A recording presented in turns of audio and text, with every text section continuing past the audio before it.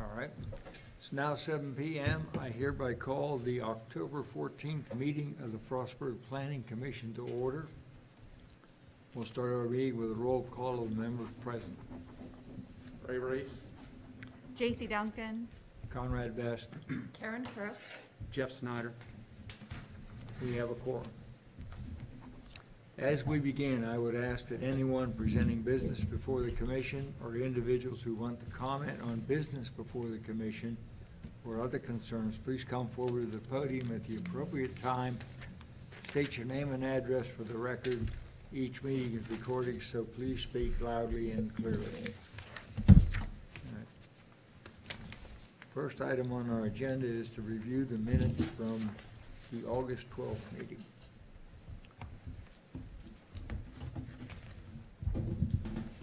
And they are on the, if you didn't read them Then they were before. emailed. Right.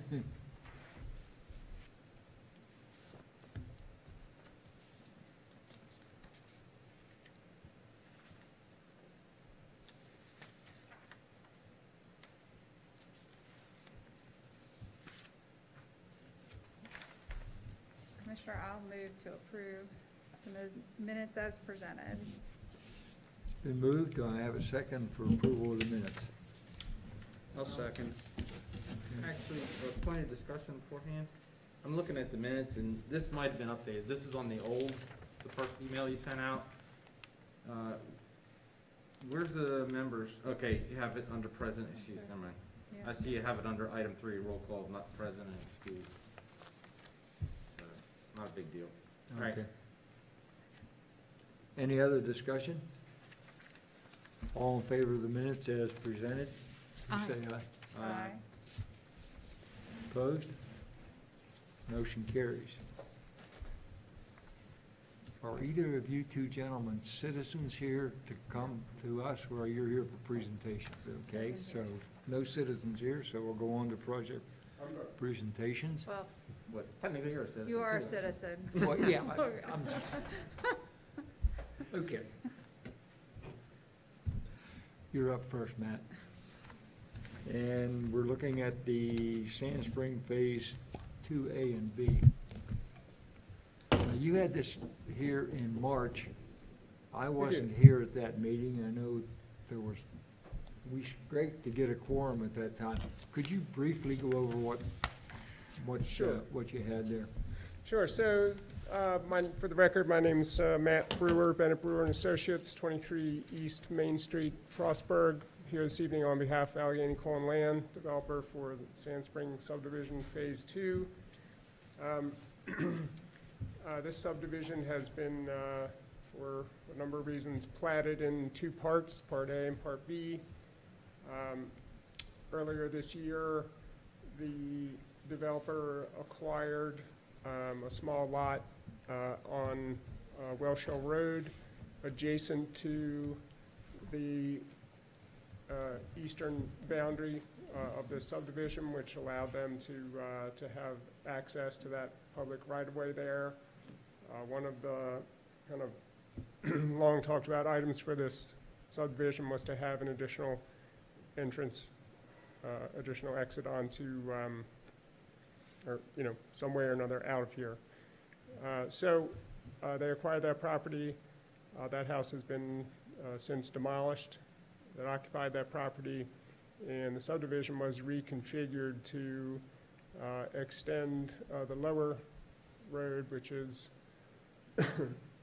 Clarion Lane, out to Welsh Hill Road, which, if you want to go to the next.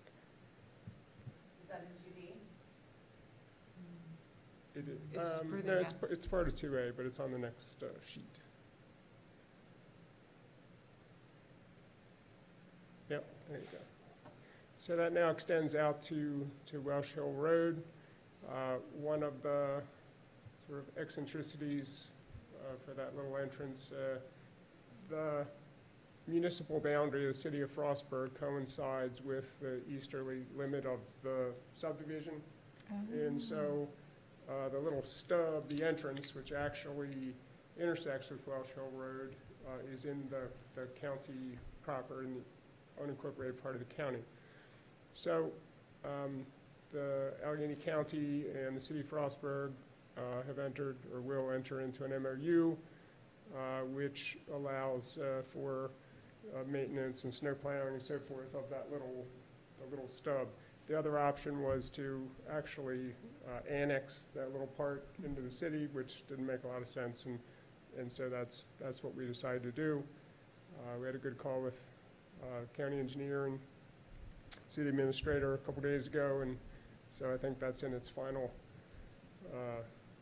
leg of being worked out there and in place.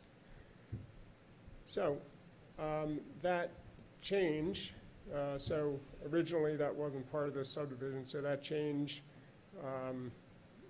actually reconfigured a little bit both parts A and B, and I think it created 2 additional lots by doing that, and it removed that little interior loop connection that was part of the previous design. So that was taken out, Welsh Hill connection was put in, and so the plats had to be recreated to accommodate that. The final plats came back in a couple months ago, and the owner decided they wanted to change the street name, so they were withdrawn, and so these are the newest, latest and greatest version of that. So if I understand you correctly, you haven't changed anything on here other than street names from when we gave preliminary Correct. site approval? Okay. Well, the drainage ways are altered a bit with the reconfigured lots, aren't they? Isn't it? So they're still the same? Not really. That's what I couldn't tell on my computer. It wasn't big enough. No, so essentially there was by removing that interior loop. Yeah. So where that right-of-way was, then we adjusted those lot lines a little bit, and there, on each end of that, then a new lot was created, one that faced the lower and the upper street. And that was pretty much the change that we made. So there was one more, water and sewer tap put in, but other than that, it's pretty much the same. Can we go back to the other?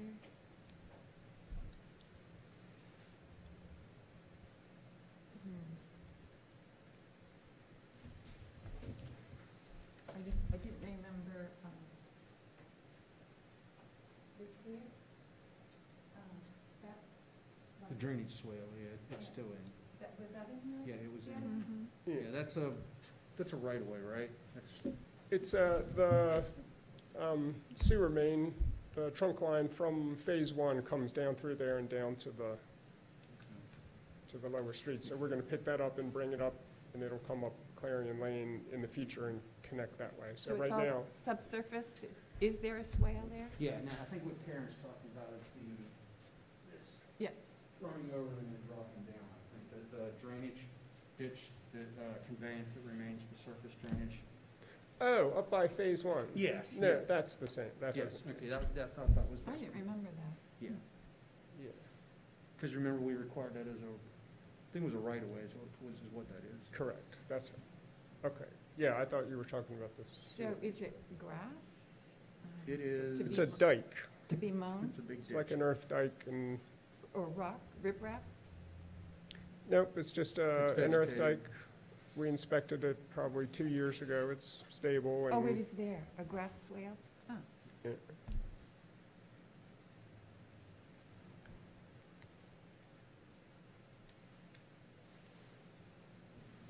So Matt, where you took out the connecting road, did you add lots Through, okay, so you did add lot, okay. So there's one that faces the upper street and one the lower street, so there's one Okay. on each, yeah. Okay. So it's a total of how many lots in this phase? 52. 52. Is that for the entire phase two, is 52 lots? Okay.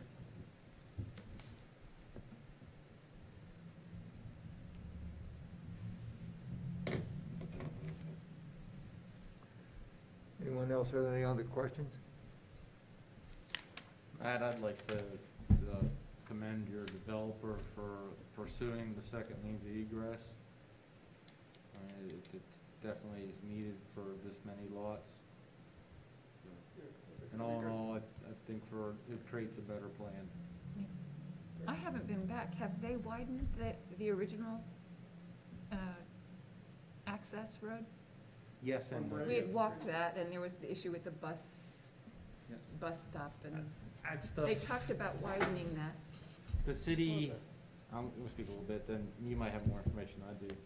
But I met with Chris out there back about 2 years ago, and the city took on, they made some changes, and correct me if I'm wrong, Matt, but then you guys went ahead and you made some changes elsewhere as you went on, up around the turn to widen some things, is that correct? That's right.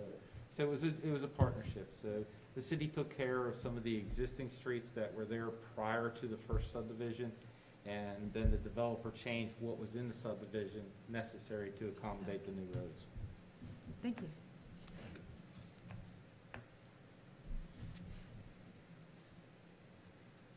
The chair would entertain a motion for final site approval on this project. Make a motion, we grant final site approval pending receipt of all permits, et cetera. Hey, Ray, before we do the final, so there will be the agreement will be in place for the right-of-way for the, out to the county road. That is correct as part of this?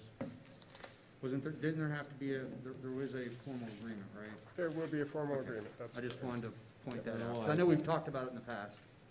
So, Okay, well, I'll second it. Okay. Been moved and seconded. Any other discussion?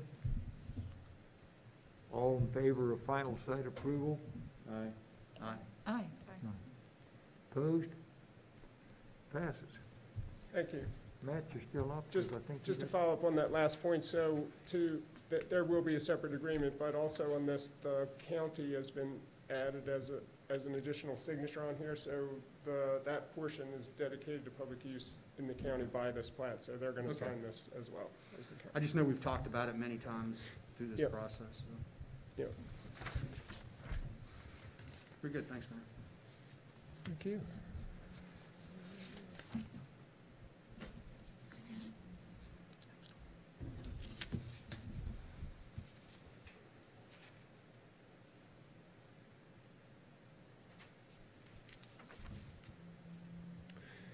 So this is the third amendment for Phase 1 of the, Phase 1A of Richard Farm subdivision. This is pretty straightforward.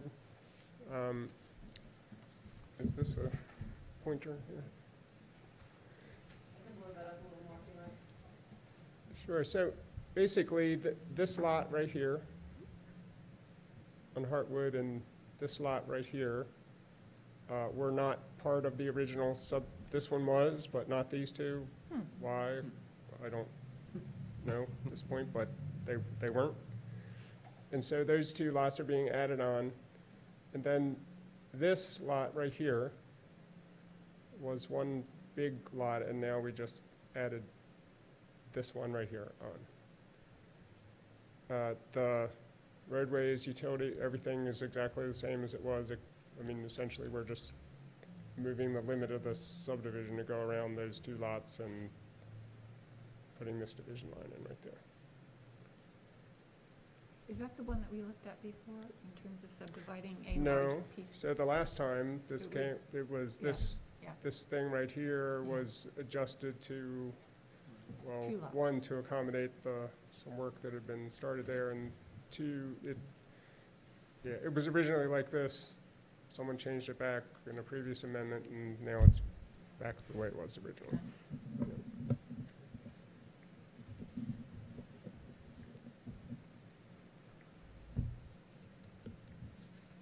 So all of the supporting infrastructure that was either designed or already constructed was already designed to, to accommodate these lots. It was all kind of planned out as it looks there, so there's really no change to that. So the existing lots are the Heartwood? Yes. That's the main entrance there? Yeah, so that's the main entrance, and then this is kind of under construction or about to be. This is where all the existing construction is right here, Okay. in this row, right in the front. There's nothing in here, or nothing really anywhere over here. When we first saw this, it was brought in as a planned unit development, and there was to be like a community center and recreation areas. And is that in future phases to come, or So is that pretty well tabled? I'll say what I know about it. I believe that there is an agreement between the city and the developer which specifies their obligations to do those certain things. And I'm not privy to that agreement, so I don't know exactly what it says, but I'm pretty sure that there is one as part of their RETSA agreement and all, that they have to do these things on this timeline and so forth. Are those to be townhouses, the narrow lots Yeah. there? Yeah, so this was planned as like a townhouse loop in here in the middle. An alley there, and then kind of smaller single family homes there, yeah.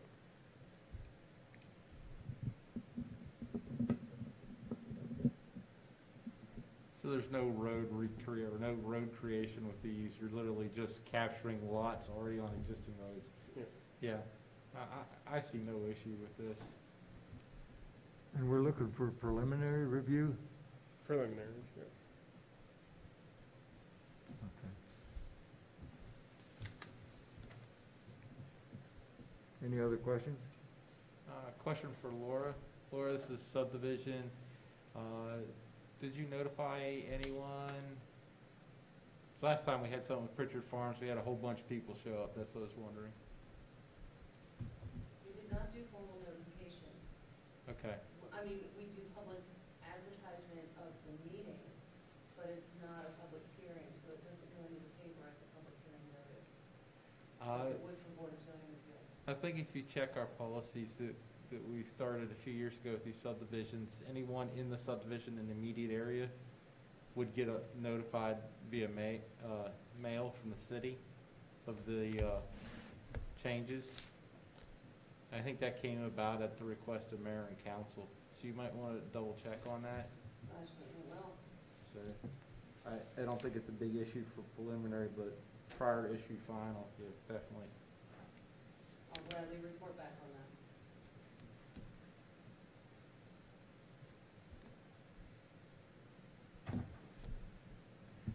I'll make a motion, we set the preliminary plan as proposed.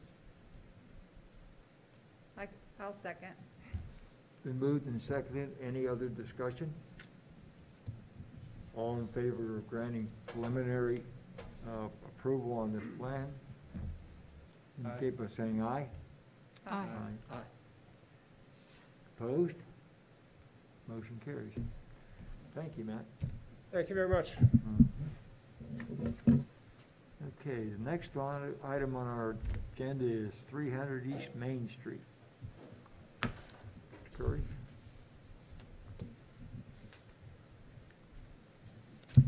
Good evening. My name is Rick Curry with B&R Design Group.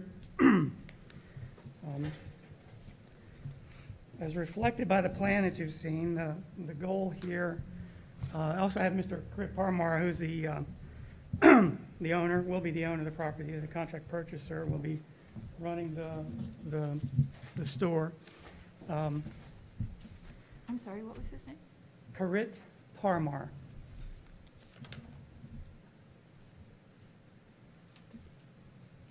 Our goal with this site is to obviously convert it to a Dunkin' Donuts. And in doing that, we're going to need to remove a part of the, basically the old building that was there. There was an old section of the building in front, and I don't know if this will work or not. Let's see here. There's an old section of the building that starts here, comes down to here, over and up. So that portion right there will be the portion that we'll be removing. It has a basement underneath there. We're going to have to fill in the basement. And Does the whole thing have a basement? or no, just no, that front part? this part was an addition that was done in, I want to say 2002? The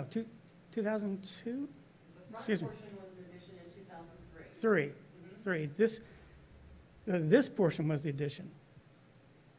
You know, the front portion that you're gonna remove. The plan that you showed me, that gave me, showed that being the original building, and they were adding the back portion to it with the drive-through. Oh, okay. Yeah, it shows, it's in color there on that one drawing. I was shocked too, but it makes sense now because it has the old building had a I was basement. thinking about it absolutely backwards.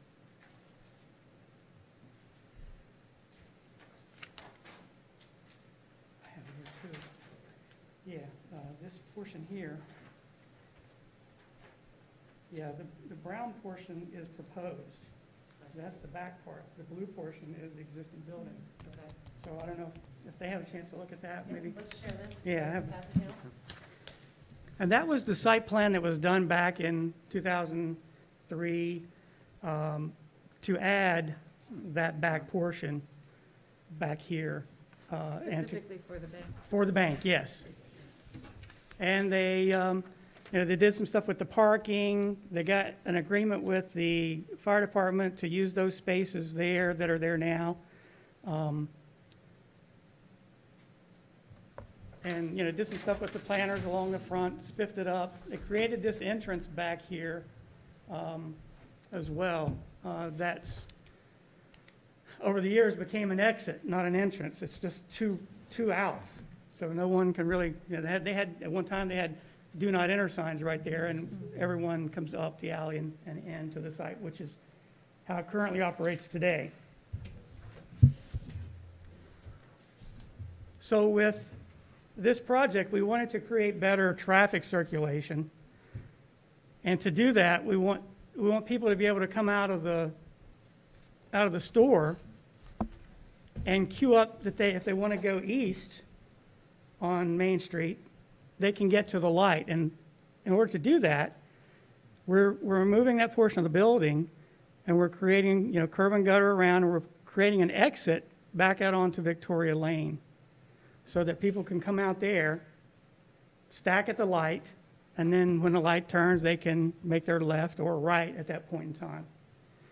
We met with the State Highway Administration, and they have their letter in your packet there, I guess. And they were concerned with this being, I guess at one time, I don't know, may have been allowed people to come in there. And, they don't want that. We don't want that. So their suggestion was to, stripe this for right only, sign it for a right turn only, and put do not enter signs there as well to keep that movement from happening. So that will allow people to come out and make a free right. And then if you want to make a left, you can come up here, stack, and make a left there at the light. So we looked at all the different things that are required for the site. Parking, we're able to meet the parking requirements. We will approach the fire department about that agreement to try to enter into the same agreement that the bank had for the use of those spaces. We don't need those 3 spaces to meet the parking requirement. We're a little over, but it would be nice to have them. I mean, they're there, so we'd like to go ahead and use them as well. We would propose closing off that existing exit right there so that, we would recoup some of that parking right there as well.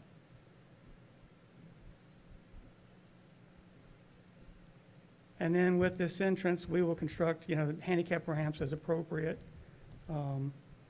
for that area there.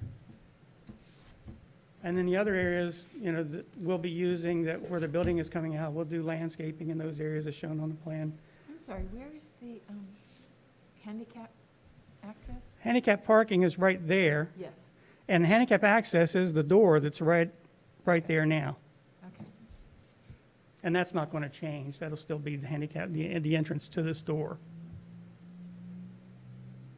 And you come out off your handicap parking space, and it comes right out onto the walk down to the door. So how many additional parking places are there? When I looked at it, I thought it was just going to be a drive-through establishment. So there is a store. Yes. And there's parking for how many? Yeah, we have required, based upon the square footage of the building, we're required 7 spaces, and we're providing 11, including the 1 handicap space.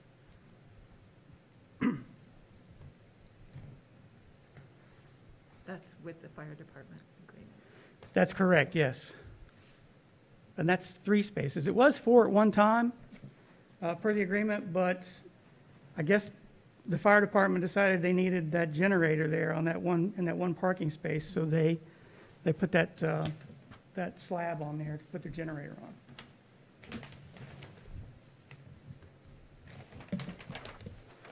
Well, I think that's creative use of the space. Well, it's, evidently the bank did, it's been 2 different banks, I guess Fidelity and then PNC. PNC's closing up a lot of their locations. I don't know if there was a demand for another bank there. But we think it would be a good use for the site. So we'd like to get your input on it. If you have any questions, I'd be happy to answer anything that you may have.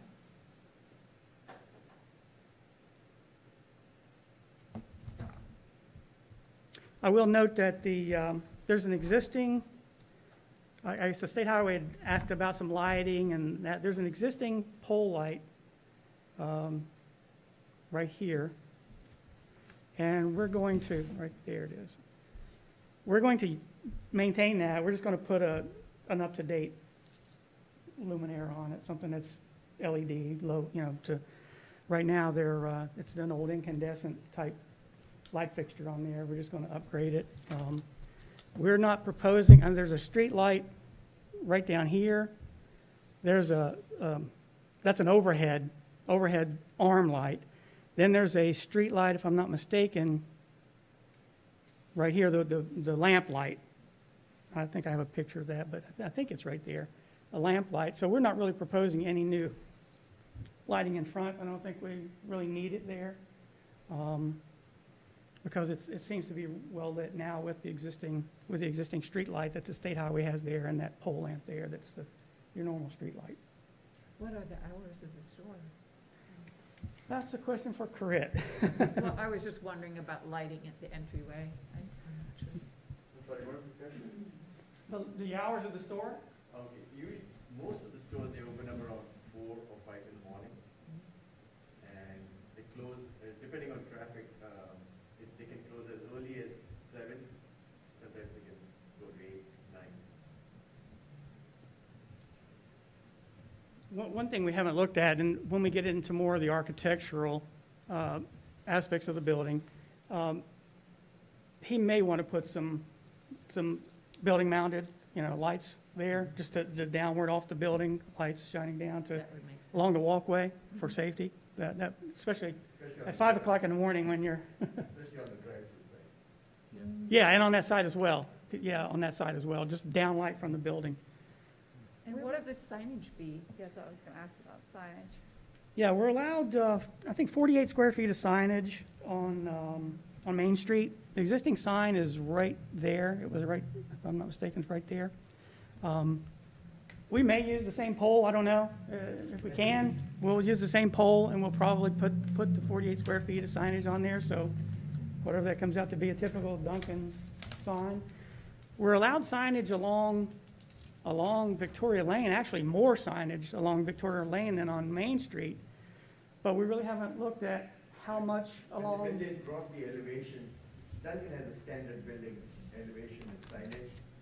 So once they drop the elevation, you'll be able to see the DD and the Dunkin' sign. And we'll bring a sign package in showing those, the square footages and everything for approval, prior to that.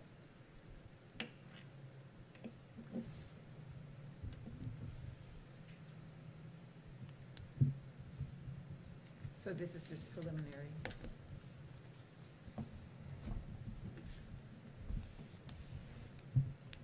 Yeah, we still have to do a traffic, and it's in the works, a traffic brief or statement that State Highway Administration requires. And we're working on that right now, so we'll have that in the next week or so, probably. And we don't see any issues with, with that. They have all the background information for this area. Our traffic consultant does, so they'll be able to do that. And that's the letter from State Highway saying they don't really have any objections. Minor issues were the sign, the do not enter sign, and the right turn only.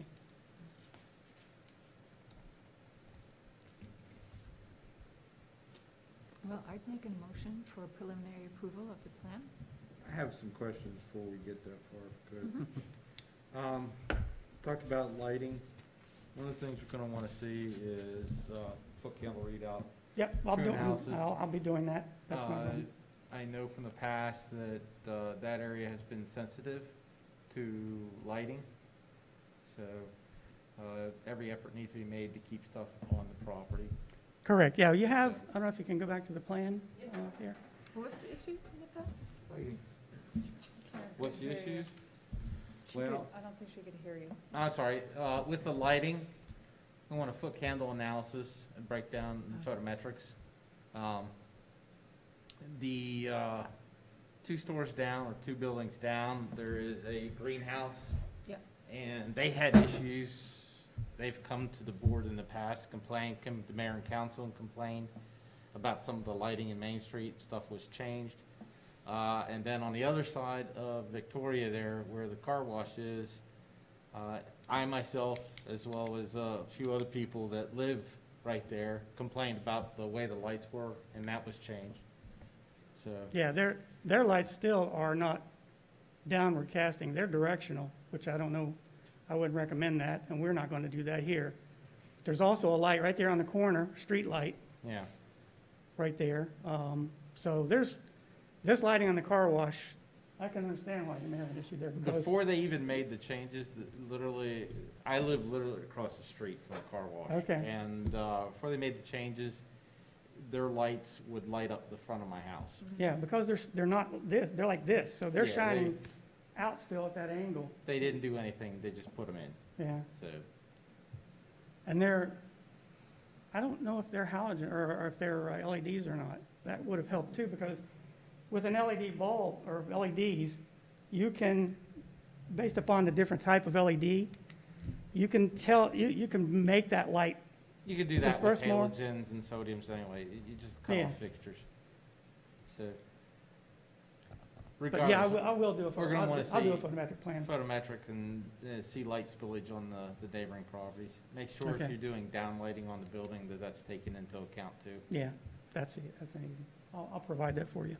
So, signage, the existing sign that was out there, which has since been removed, and it's just a post, does not meet our current ordinance. When it was installed, there wasn't the sign restrictions. Main Street requires, or limits you to 15 feet high, I believe, for marquee signs on Main Street. That post is about 14 feet or so high itself. So if you're putting a sign on top of the existing post, you're going to have to cut that post down to keep you within that requirement. Okay, so maximum height 15 feet. Right. Correct me if I'm wrong, isn't that, Laura, I believe that's what our standard has, is it 15 feet for signs on Main Street? I'm sure you're right. Because there's a lot higher signs on Main Street right now. Yeah. Most of the signs you see on Main Street have been in for, 15, 20 years. Yeah. So. And then when this was redone, some of the stuff was cut. So the C2 district is 15 feet, page 142. Section 75B2.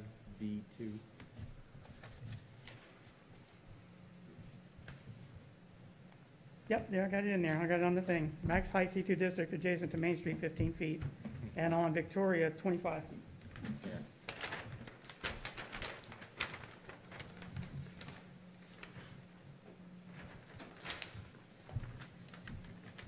That's the pylon side, right, not the building side, That's the what? the pylon side on the street. Yes. Yeah. Yes, not the building. correct. The building sign has different requirements.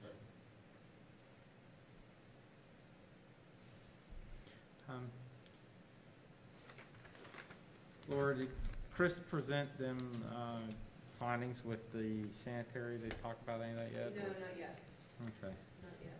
Yeah, I'd like to know what's going on out there with sanitary. I know there's a grinder pump. It's right in front of the existing building, right in there now. I'm not sure if that was just to sewer the basement at one time, or if it was the whole building. There's a sewer cleanout somewhere up in here as well, so I'm not sure. I don't know, yeah, so I would like to get some direction from the utility department on where it is and what we can connect to, or if we can leave the existing and do that, so. And we're working toward calling a meeting to have that discussion. Okay, with great. you.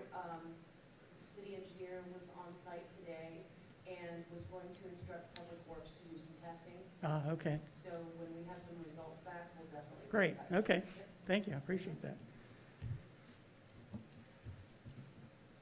Is there any concerns, Laura, with the parking in the rear and the agreement? Because when that was done originally, we didn't have the provisions for off-street parking and off-premise parking.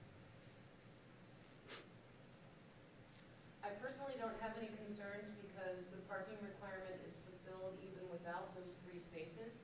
Okay. However, if this project wants to pursue the usage of those 3 spaces, a covenant will have to be agreed to Okay, and recorded.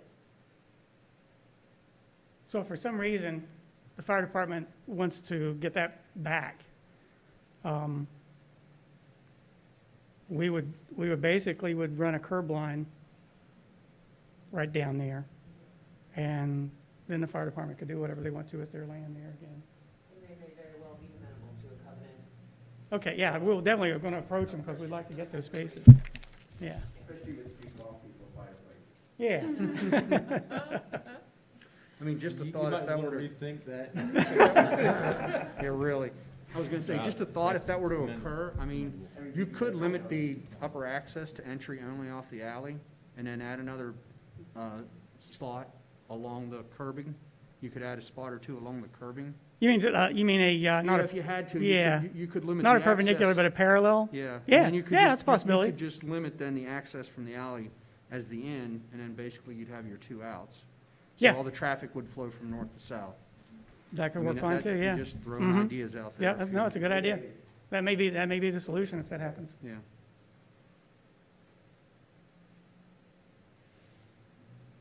Yeah, the more parking you have, the better, Yeah, more potential business. yeah. I mean, if building parking spaces made customers come, we've got a site with 1,000 parking spaces, but sometimes, you know, the ordinances, you know, they're pretty good about what you need. And, you know, Duncan is becoming more of a drive-through. You know, that's why this is so advantageous to have a drive-through already there. Now I'll throw a monkey wrench in the thing. Is there any requirements, Laura, for front yard parking? Because I know some of our jurisdictions, and I'm not sure which ones, will not allow new parking to be created in the front yard setback. Not sure if that applies. This is C2, right? Correct, yeah. There's definitely a provision for front yard parking. And I see it right now, yeah. Section 6.12.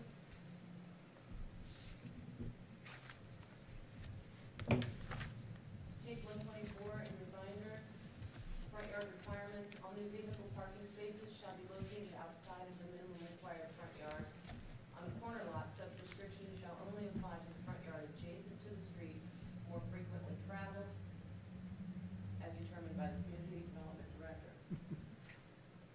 So that would be Main Street. That would be Main Street.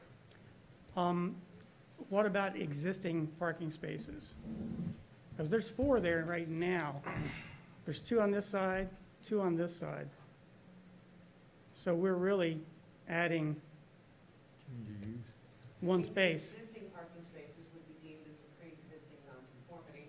So we would be adding one space over what's there now, because like I said, there's 2 spaces there, there's 2 spaces on this side existing, and we would be adding the 3 and the 2 for 5, so it would be, go from 4 to 5, so.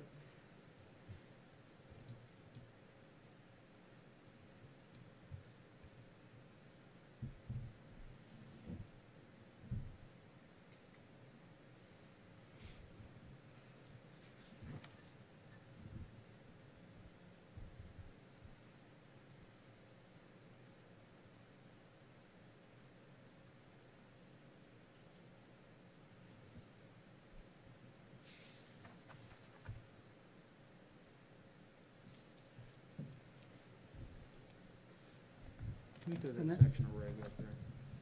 Ordinance.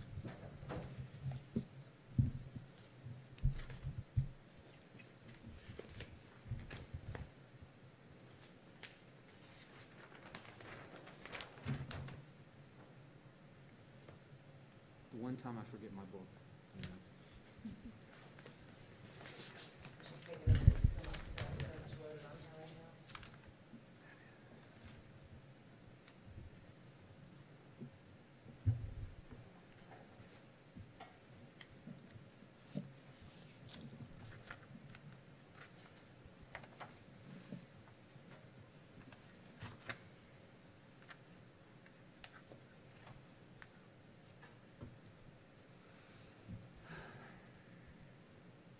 Can we make the determination that that fifth lot behind the 2 existing is not, when it's still in the, Well, I can understand why that section exists, you know, if it were a residential area and you wouldn't want cars. Yeah, you would want to conform to the existing setbacks with other houses. That doesn't really apply in this And I can case. see how Yeah. that would certainly be the intention of the ordinance. Right. And if Yeah. we look at that C2 area, I think we can identify numerous other lots where there is existing front yard parking. Parking. The Draft Restaurant comes to mind, CarQuest, Mario's. But there's definitely a barrier there between The flower this shop. site Yeah. and the Yeah. fire department, and they don't want, and there's already a division there, barriers. But, yeah, definitely down Main Street, there's a lot of parking there, it's right in the front yard, the flower Yeah. shop, that, Yeah. even though I guess the Harvey's fire is department another isn't really, that's not really a parking area in front, it's more of an exit, but, yeah, there's a lot of front There yard is some parking. parking there for firefighters. Oh, is there? to the Okay, side. the side. Yeah. yeah. Yeah, They're- 30 feet, they're that's, exempt. 30 feet's that's a big setback for parking in a business, you know, almost downtown business kind of district. That's the problem with only having so many zoning, so many commercials. That district's somewhere between a C1 and a C2, Yeah, so. yeah. Yeah, it's kind of a transition, that's almost like a transition zone right there. It really is, and that's probably the way we should look at it is, one, we're creating one non-conforming space. So is it a variance that's granted or a special exception, or do we just note it as part of the site plan based on the area around it? So the last thing I want to do is set a precedent that every site plan that comes in from here on out, not necessarily a renovation or a rebuild, but any new one comes in, starts putting parking all the way in the front. Right. I don't think that's what we want for the new constructions. I would That's agree, just my yeah. opinion.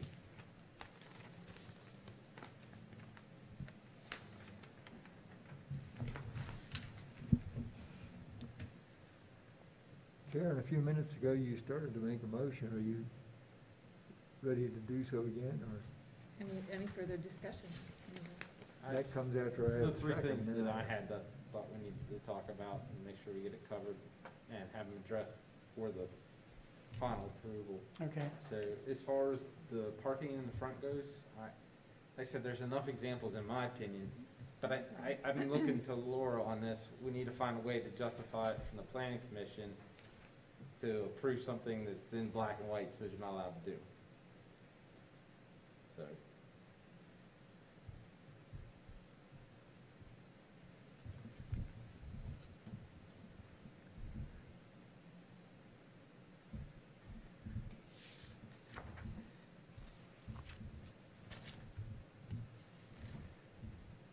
How about the fact that it Well, says front It yard? isn't new, though. It is kind of Well, that's grandfathered. what I was gonna say, I think the fact that the existing Structures. structure is there and the existing use is a commercial use in which those, you know, those spaces are there.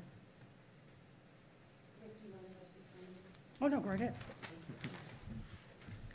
In terms of a variance, we could discuss an administrative variance, which may be granted by the Community Development Director when special conditions and circumstances exist, which are peculiar to the lot or parcel and are not conditions resulting from an act or actions of an applicant, and would make strict enforcement of this ordinance unreasonable.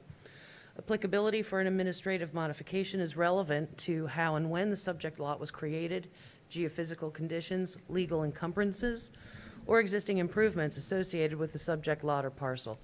Examples include, but are not limited to, shape of lot, lot area, infrastructure, utility easements, buried or overhead electric lines, or a combination thereof. Modifications to development standards are not taken into consideration relative to the financial or physical condition of the applicant, nor for lots created after October 5th, 1964, Subdivision and Land Development Regulations. I could authorize an administrative variance if the subject lot was created prior to October 5th, 1964.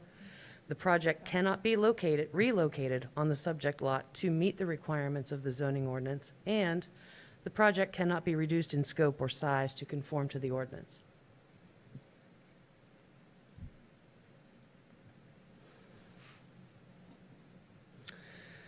I'm limited to an administrative variance of 50% or less in lot size or width, an administrative variance of 50% or less in front, side, or rear yard setbacks, including setbacks from alleys. Where lots front on a state highway, the State Highway Administration may vary the setback per their requirements.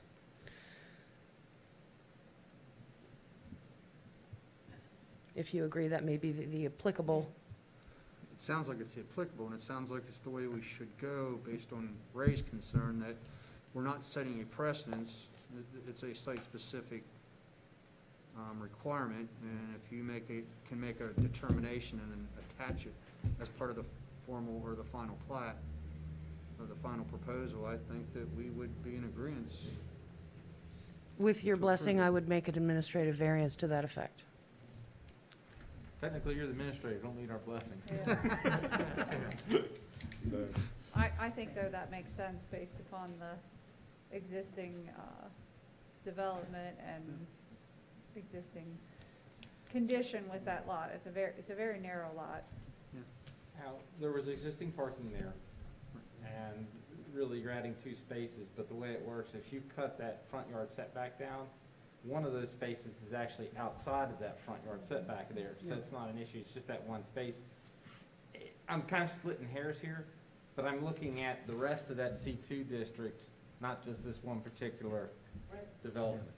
So, and this being the first one we had in this district, we want to make sure that what we set from here on out, we apply evenly.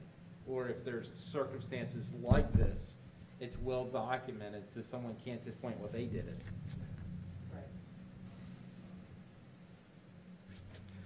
Understandable. I'm thinking of the hangar. Yeah, exactly. Well, we Exactly. ran into that. Remember, Connor, we ran into that with the hangar. Yeah. With So- what, I'm sorry? Well, when the The- hangar was approved, The draft. the whatever, draft, yeah. When it was approved, there was issues with the front parking, with Yes. vehicles overhanging the sidewalk. So they had to make some changes, and they also were required to put parking in the back. So that's where the back parking came from. I would make a suggestion that you amend the approval to No, you address. make the motion. We You haven't make the made it motion. Well, I thought you already made a No, motion. she I, had. I had no second, you, so. Okay, well, good. You go ahead and make it again, but I would suggest that, we add that, prior to final approval, that a variance, be set forth and approved. So we have, and we can add that to the final approval.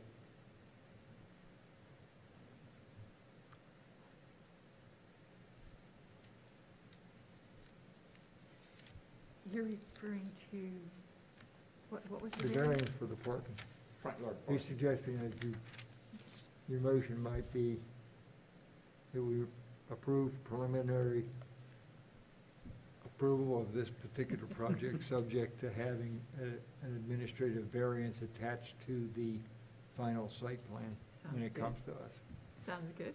Is that what you were going to say?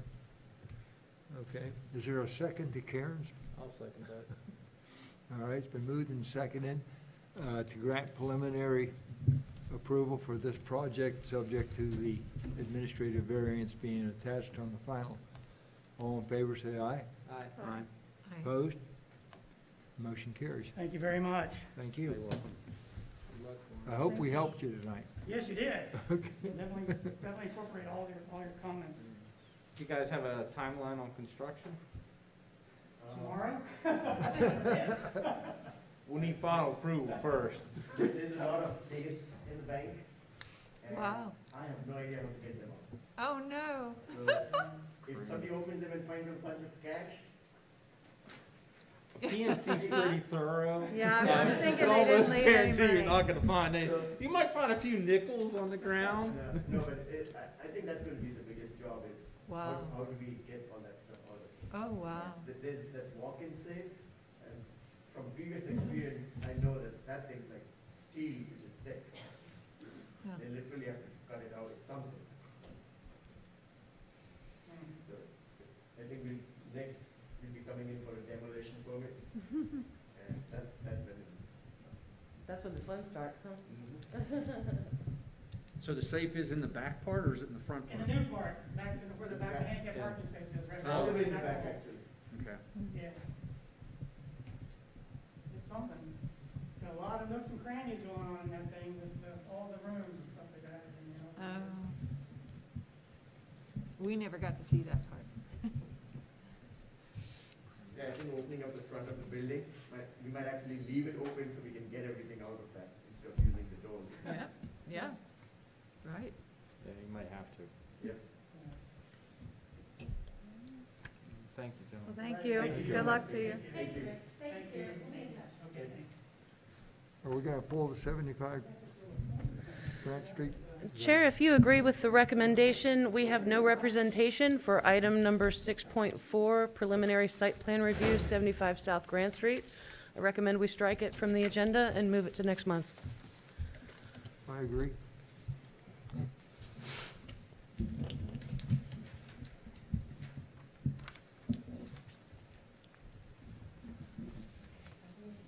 Any discussion items that anybody wants to bring up?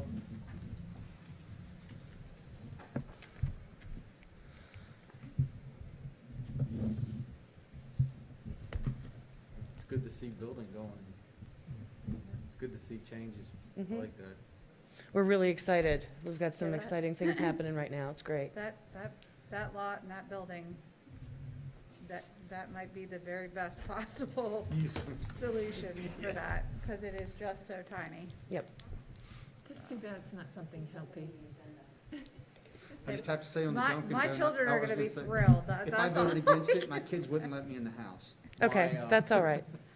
My wife did not like that idea of having a Dunkin' Donuts. Bad close links. to the house. I didn't link them correctly when I was building the Well, it's agenda. not gonna be good. That's like one of my favorite donut places. Yeah, no. that's- Okay, that's okay. You can just leave it. See what that takes us Yeah, I to. had to copy and paste it. There it is. Well, I apologize. I must not have linked those properly. So we just wanted to let you know that we've submitted for membership in the Maryland Planning Commissioners Association. We think it's going to be very beneficial, not just training, but a lot of other possibilities come along with that. We're going to be attending a conference on November 9th, sponsored by the MPCA, and the big important thing we're going to learn about there is the housing element model and guidelines, because that has to go That's into the our new one. comprehensive plan update this year. So, as I'm sure you're aware, funding has been significantly reduced due to the pandemic. So a lot of this work is going to fall on the community development staff, and we'll be reaching out to you for input and suggestions and help. Is The Mar- this virtual? Yes, it is definitely being held Can virtually. we listen in? Absolutely. If you'd like to join, I'll send you the link. It's free to register and you're free to attend. Send that to all of us. I'm sorry? Just send that to everyone. Be happy to. Yep. Is that an all-day thing or how long?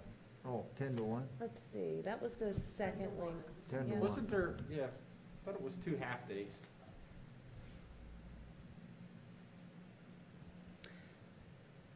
No, that's a training that was offered in the past.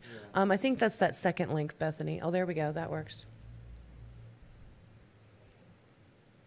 Yeah. Open Meetings Act training is always very important.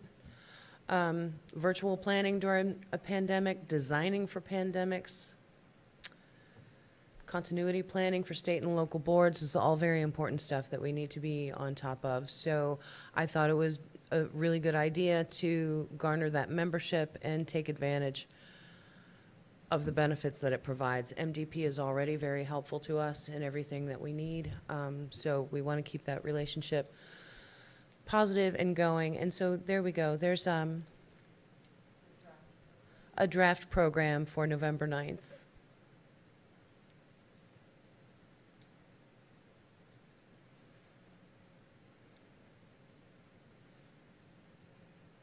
So we'll definitely gladly get that link out to everyone, and you're welcome to join. Bethany and I will definitely be in attendance.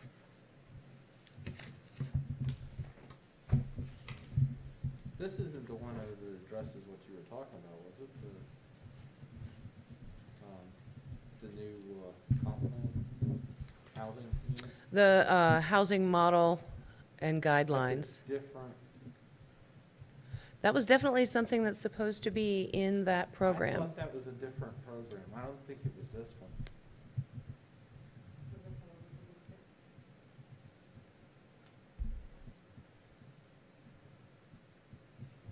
That's the transfer. Yeah, that was from November 2019. I thought they sent out something that was for a different day, just for that housing element. There have been numerous different webinars, and we've been attending a couple of them. Yeah. They've developed a really nice new website to help us develop our housing element, and yeah, we've been going over that a good bit.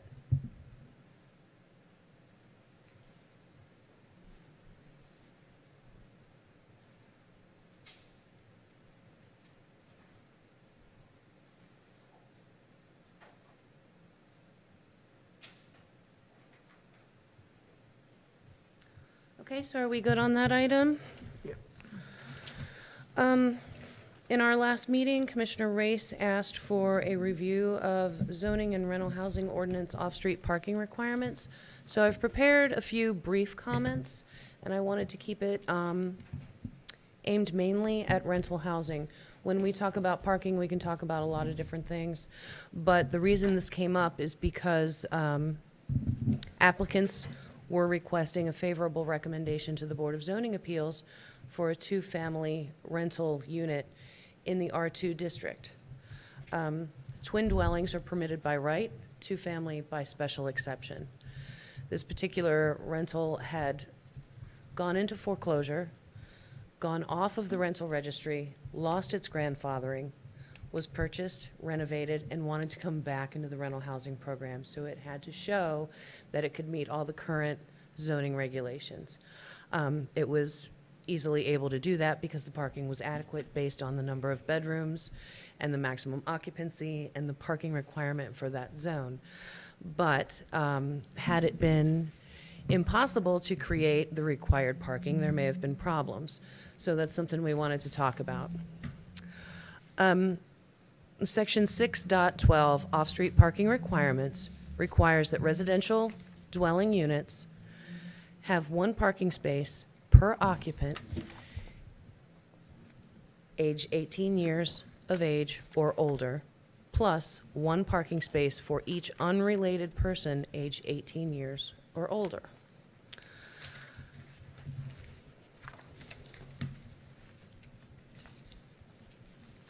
So when we talk about creating parking for a new rental, we need to know how many adult persons are going to be living in that unit, What is the maximum occupancy in that zoning district? Sometimes the maximum occupancy in residential zoning districts is 2 unrelated persons.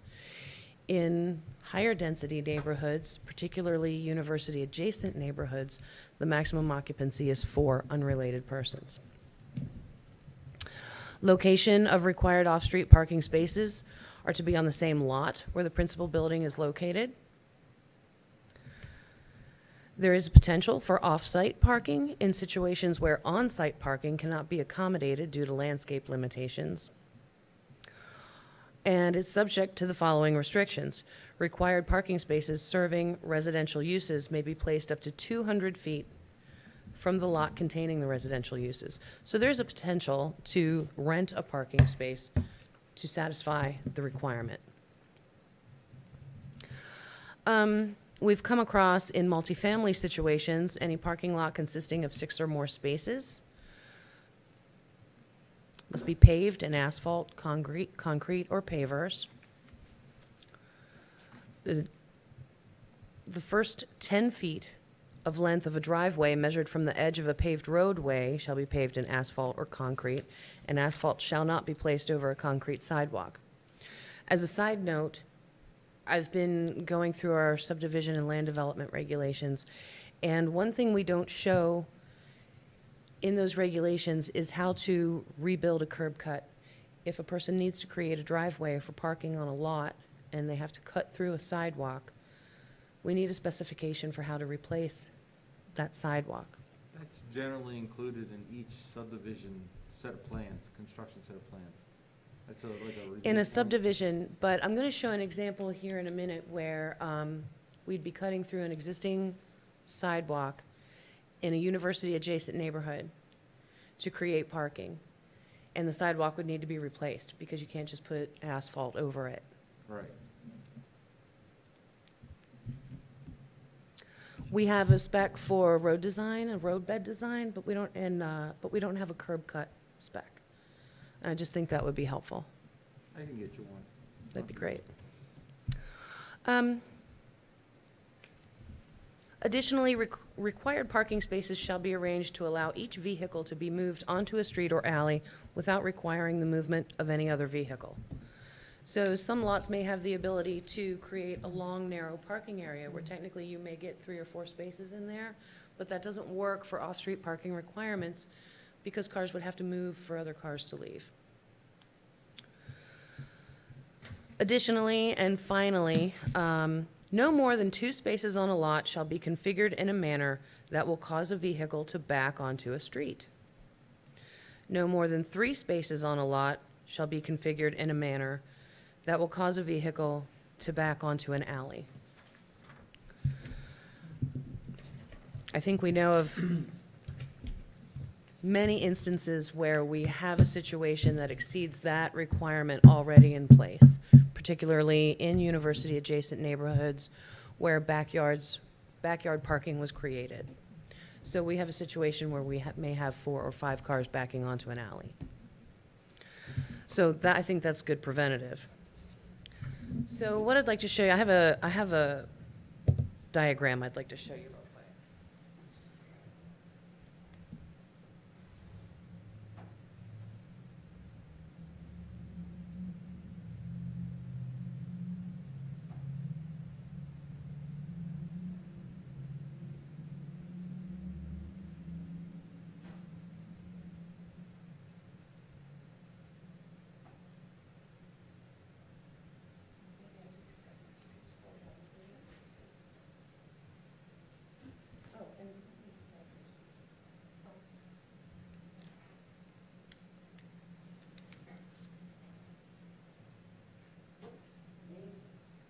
So we're looking at the intersection of Maple Street and Stoyer. That's Maple Street, and that's Stoyer. This is 132 Maple Street, and it's on that small little lot right there. And then this is 41 Stoyer Street, it's its own lot. So historically, this house has not been in the rental housing program, but it has been for sale for quite a while. I'm sorry, which one is for sale? 132. Okay. What's Yep, other on the side? corner. Yeah, what's on the other side there with the large part? Yeah, that's church. Assembly of God. Okay. Yep, that's the Assembly of God Church.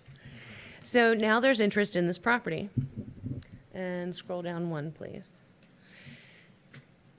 And so the people who were interested in it did their homework and knew they would need to create parking.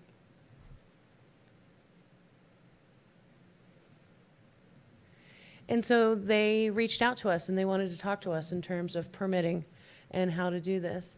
And they sent us this information. They did their measurements. And then you can go down one more, please, Bethany.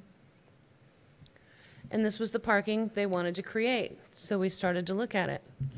And, you know, we were very thrilled that someone was so conscientious that they wanted to try to create the proper kind of parking. But we get into these regulations where you cannot create 2 or more parking spaces that are forced to back onto a street. So that doesn't work. We have no alley option in this instance because the lot is split the way it is. So the next opportunity we have is to look at the church parking lot, which is right across the street, because that fits within the 200-foot radius. So we've encouraged the potential buyers to reach out to Pastor Butch at the Assembly of God and see if they could come to a lease agreement to rent 2 spaces. We can create 2 spaces here that can come out onto the street. And then the adjacent church parking lot may be able to lease the 2 spaces.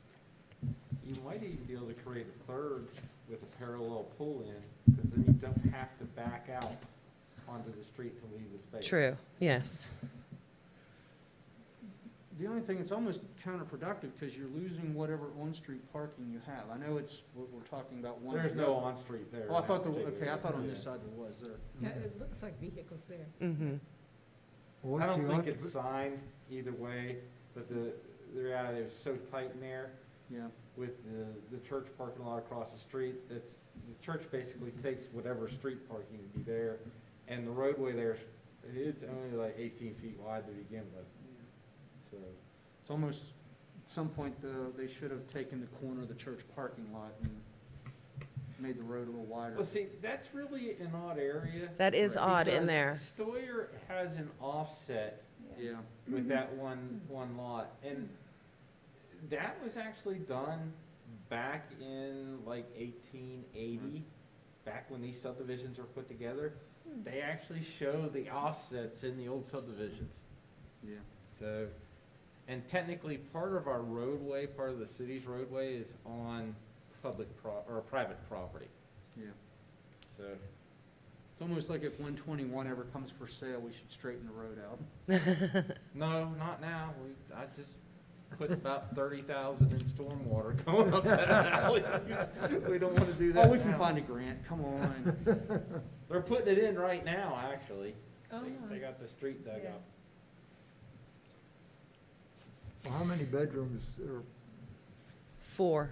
there's 4 bedrooms in that? 4 total in Okay, that unit, yes. okay. Yeah, so 4 parking spaces are required. So then, in comparison to what the rental housing ordinance says, Section 2.8 notes parking requirements under general provisions. And it says, parking shall be provided for all rental units in conformance with Part 6 of the zoning ordinance. So we do have consistency and conformity there with, you know, what you've determined to be appropriate in terms of the zoning ordinance. Any proposed conversion of a structure resulting in an increase in rental unit occupancy on the property shall be supported by an accompanying increase in off-street parking, either on-site or within the off-premises radius allowed under the terms of the zoning ordinance. In the event insufficient lot area exists to allow for required off-street parking to support existing rental properties, this would only be in the case of an existing rental property. For uses or structures as permitted under the terms of the zoning ordinance, and off-premises parking is not reasonably available within the radius allowed in Part 6, owners will be required to implement only the maximum number of off-street parking spaces that are feasible, and the balance shall be waived as long as the property is maintained, registered, and inspected, and in compliance with the requirements of this ordinance. How can one ordinance supersede another? Waive another. Yeah, I don't think that's legal. I take your point, and I'm not inclined to waive requirements, That's right. on a whim, or in the event that there's no other parking available. I mean, this would be the ideal opportunity to lease a space or two here. But what if the pastor's not amenable to that? What if the pastor feels he doesn't have the space for that, particularly on Sundays? Let me, so, when our decision-making, if we deny something and somebody wants to appeal that denial goes to Board of Board of Zoning. Board of Zoning Zoning Appeals. appeals, yeah. So if they deny it, what's the legal remedy for them to Goes to seek? court. Circuit It's a court. s- Circuit court, yeah, it can be okay. reheard in court. So I mean, but, so there is, I'm just working through it, so there is a legal remedy. So if we were to deny it, someone were to deny it, I would think that they could use that section, that overlapping section in court. I don't think it's so much for us. I don't know if we'd want to go down that rabbit hole. I mean, to, Oh, first of all, when it goes to circuit court from a Board of Zoning Appeals, you're not allowed to present, correct me if I'm wrong, you're not allowed to present any new New evidence. evidence, no. They view, and that's why, if you guys ever sit through a BOZA meeting, mhm. and if you have a good attorney with you, the good attorneys, even if it's a slam dunk case, hey, Right. prove this, and it's gonna Yeah. get approved, they're gonna go through all the tenets, and they're gonna make you talk about every point. It's actually kind of boring. Mhm. But it's done that way on record in case someone decides to challenge the decision.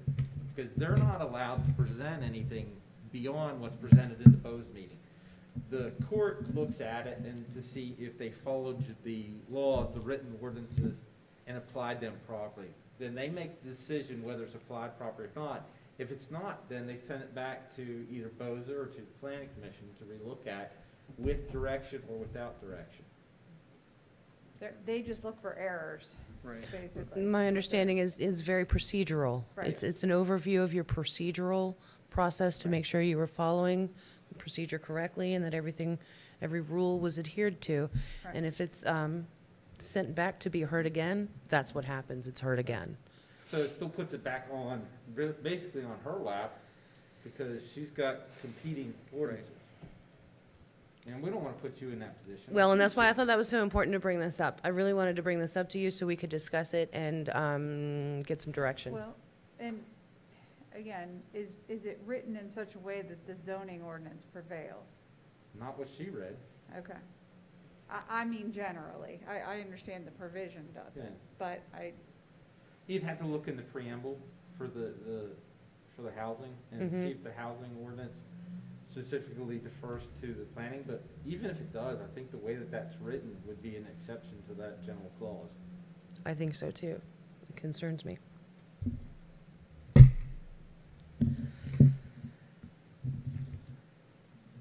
So do you think that's something I should bring up with city council? I would just say that you want to get consistency between the two. Mm-hmm.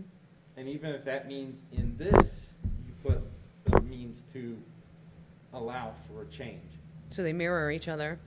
Well, your best bet is to take all your parking out of the housing ordinance and defer everything to one ordinance, the zoning ordinance. That way you don't have to, if you update it, you don't have to update both of them. You avoid any conflicts. So, that would be the easiest way to handle that. Now, if they think there's still a means to change the parking, this still has the means to get a variance, because parking's a count. Right. We're allowed to get a variance on any count, but that requires a BOZA hearing and proper, proper notification. of Public everybody and notice, everyone exactly, else. yeah. So, Good okay, I like that recommendation, thank you. The only other thing I have this evening, and then I'm going to turn it over to Bethany, is that the census officially closed today. They had initially postponed it out, or extended it out until October 31st. But a court ruling stopped that and closed the census today, stating that 99.9% of households in the United States of America had been counted. And as you know, Maryland Department of Planning and our office has done a lot of work with the Allegheny County Complete Count Committee and just other means of outreach to make sure we have a complete count as possible, because we all appreciate how important that is in terms of funding. So I got that notice at about 11:30 or so this morning, and immediately after I put it out on the city's Facebook page.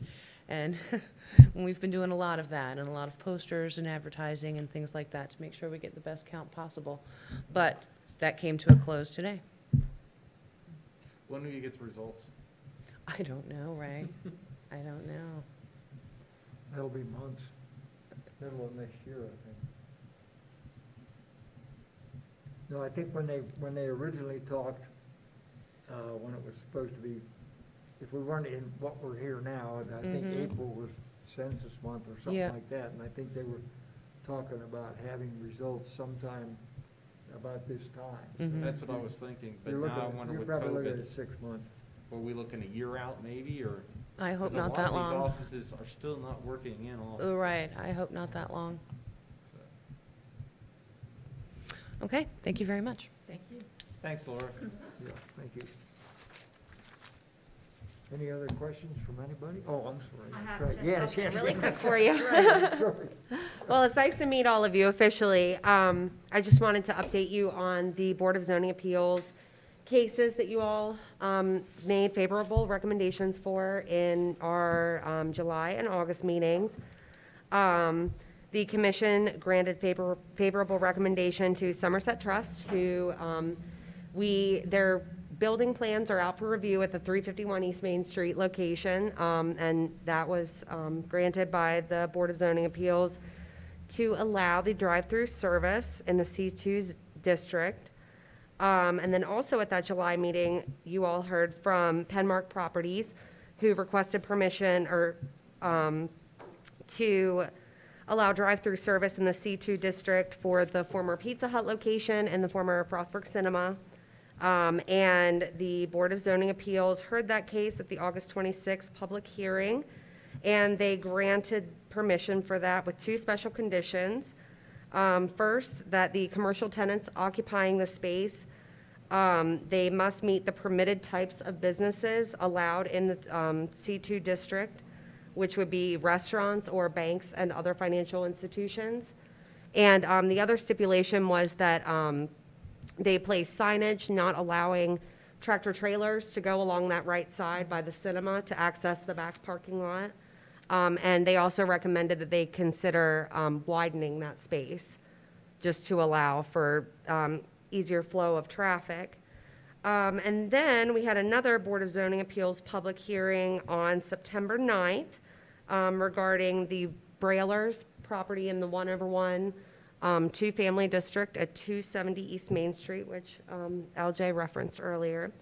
And that was approved by the Board of Zoning Appeals with the special condition that rope ladders be provided to upstairs bedrooms as an additional means of egress, just as an extra safety measure. And then also at that meeting, the Planning Commission granted a favorable recommendation for a child care center use at the St. John's Episcopal Church parsonage up here on at 58 South Broadway. And the Board of Zoning Appeals granted that as well, but with the stipulation that representatives of the church and the bridge program go before mayor and city council requesting signage that designates the 2 existing parking spaces in front of the parsonage as a loading unloading zone. The mayor and council heard that at their meeting on September 17th, I believe it was. And they determined that the rear parking area there and the church, well, I guess it's all the church parking lot, that would be sufficient space for student drop-off and pickup. So that's all I have for you. Just wanted Instead to. of in front, Pardon? instead of the front of the. Correct, yes. So that's all I have. Thank you. Okay.